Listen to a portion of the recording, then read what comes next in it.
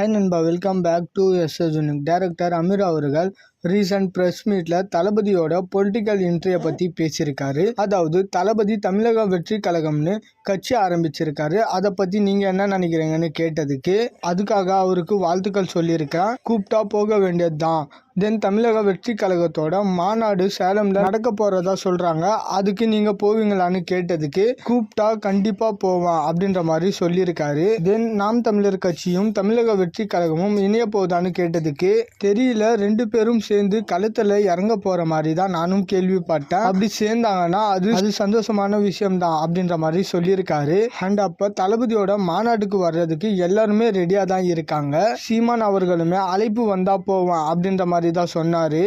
இப்போ அமீர் அவர்களும் பார்த்தீங்கன்னா அதே தான் சொல்லியிருக்காரு. இப்போ தளபதி கிட்ட இருந்து எல்லாருக்குமே அழைப்பு போகிறதுக்கான வாய்ப்பு அதிகம். இது வரைக்கும் அந்த மாதிரி ஐடியாஸ் இல்லைனா கூட இந்த மாதிரி வீடியோவை பார்த்துட்டு எல்லாருக்குமே அழைப்பு கொடுக்கறதுக்கான வாய்ப்பும் இருக்கு. பட் தளபதி மைண்ட்ல யாரெல்லாம் கூப்பிடணும்னு வச்சிருக்காருன்னு தெரியல. பட் ஆனால் டிஎம்கே ஏடிஎம்கேவை தவிர மற்ற எல்லா கட்சி சேர்ந்தவங்களுக்குமே அழைப்பு இருக்கும்னு தான் நினைக்கிறேன். ஏடிஎம்கே கட்சி சேர்ந்தவங்களுக்கு அழைப்பு இருந்தாலுமே ஆச்சரியம் படுறதுக்கு இல்லை.